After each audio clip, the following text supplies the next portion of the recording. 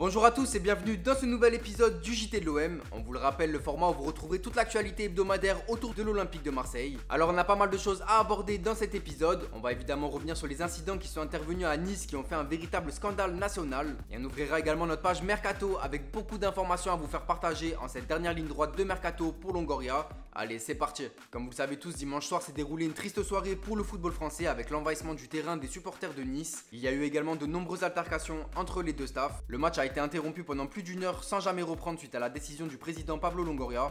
Plusieurs joueurs ont été touchés par ces incidents dont Luan Pérez, Matteo Guendouzi ainsi que Dimitri Payet. Le président de l'OM s'est exprimé dans un premier temps pour annoncer la décision de ne pas reprendre le match. Ce dernier a ensuite été soutenu par le propriétaire Franck McCourt via un communiqué officiel diffusé par le club. Il déclare: j'ai soutenu la décision du président de l'OM Pablo Longoria de quitter le terrain lorsqu'il est apparu clairement que la sécurité des joueurs et des supporters ne pouvait être garantie. Je me tiens à ses côtés ainsi qu'aux côtés des membres de notre équipe, de la communauté de l'OM. Le maire de Marseille a également apporté son soutien à l'équipe marseillaise où il cite dans un tweet: des joueurs blessés, une sécurité défaillante, le match OGC Nice-OM n'aurait jamais dû reprendre. Triste décision, fier de mon équipe qui ne s'est pas prêtée à cette mascarade. Les deux clubs ont été convoqués par la commission de discipline aujourd'hui et on attend avec impatience le verdict concernant les sanctions à venir. Elles seront d'ailleurs déjà peut-être tombées lorsque vous regarderez cette vidéo puisque la réunion doit se tenir à 18h. Plusieurs joueurs sont en danger comme Dimitri Payet qui a relancé la bouteille qui lui avait été jetée par les supporters niçois ainsi que Alvaro González qui s'est mêlé aux échauffourées. L'adjoint de Sampaoli risque également très gros suite à un violent coup adressé à un supporter de Nice. Concernant l'issue de ce match, tous les scénarios sont possibles dans cette situation qui reste exceptionnelle.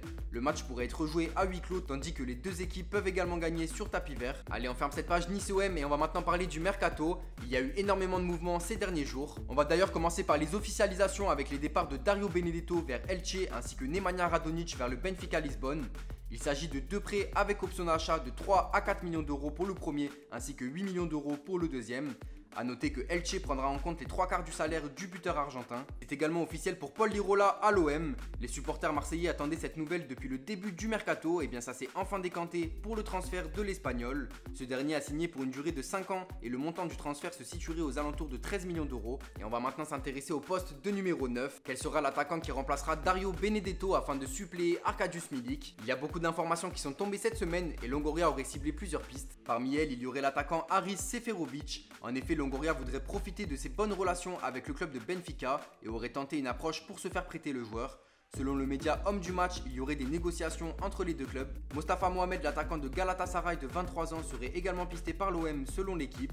La valeur marchande du joueur est estimée à 6,5 millions d'euros par Transfermarkt et Lille aurait également manifesté son intérêt pour le joueur. Selon le journaliste Fabrizio Romano, l'OM aurait également entamé des discussions pour l'attaquant de Bordeaux Wang, mais la piste serait refroidie car l'OM n'aurait pas les moyens de s'offrir le joueur. Mais le dossier le plus chaud qui revient de plus en plus ces dernières heures, c'est la piste menant à Andy Delors. En effet, alors que le joueur était tombé d'accord avec Nice, Longoria tenterait de doubler les aiglons dans ce dossier.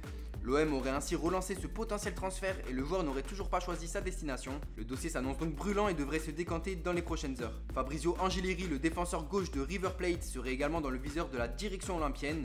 Le montant du transfert pourrait s'élever à 4 millions d'euros, mais la Lazio serait également intéressée. Cette piste pourrait d'ailleurs compenser le potentiel départ de Jordan Amavi, car selon les informations de Foot Mercato, le latéral gauche ainsi que Valentin Rongier pourraient potentiellement partir cet été. Et plusieurs pistes dont on a déjà parlé semblent s'éloigner pour l'OM, puisque le média espagnol El Partidose Décopé affirme que l'attaquant norvégien Sorloth serait sur le point de s'engager avec le Real Sociedad, comblerait le départ de Willian José qui lui aussi était ciblé par l'OM mais qui s'est engagé du côté du Real Betis. Et Longoria chercherait également une doublure à Paul Lirola au poste de latéral droit et aurait un œil du côté de la Belgique. Selon le journaliste Sacha Tavolieri, l'OM aurait un intérêt pour Hugo Sique, le latéral droit de 19 ans du Standard de Liège, mais suivrait également la piste Clinton Mata du club de Bruges dont le nom a déjà été évoqué à l'OM il y a quelques semaines. La piste Adamounas reprend de l'ampleur ces dernières heures. Selon Foot Mercato, l'Algérien voudrait rejoindre l'OM et un prêt avec option d'achat obligatoire serait actuellement à l'étude.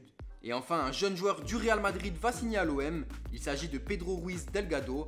Le joueur de 21 ans arrive en provenance de la réserve du Real et devrait signer gratuitement. Il devrait ensuite être prêté du côté de Nijmegen en seconde division néerlandaise.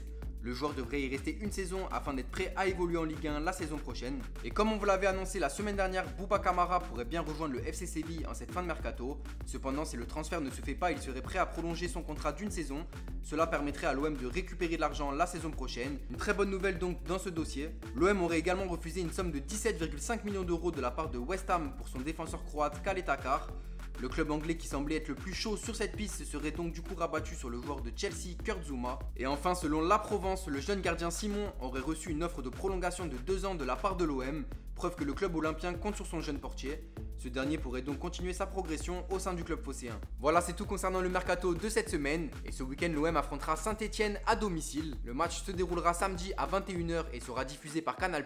Les restrictions ont encore été assouplies et l'OM pourra accueillir 60 000 spectateurs lors de ce match, ce qui promet une grosse ambiance. Saint-Etienne reste sur 3 matchs nuls lors de ses 3 premières journées de Ligue 1 face à Lorient, Lens et Lille. L'OM a rencontré les Verts lors d'un match de préparation il y a moins d'un mois et s'était imposé 2-1 dans les dernières minutes du match. Et voilà, le JT de l'OM c'est déjà terminé pour aujourd'hui. On avait pas mal d'informations à vous faire partager. On espère en tout cas que vous en avez appris un petit peu plus autour de l'actualité du club de cette semaine, qui a malheureusement été un petit peu tronqué par tout l'extra sportif qui a eu lieu autour des incidents à Nice. Le verdict de la commission de discipline devrait tomber dans la soirée ou demain, donc n'hésitez pas à aller sur le site du Football Club de Marseille ou sur l'application pour connaître les sanctions à venir.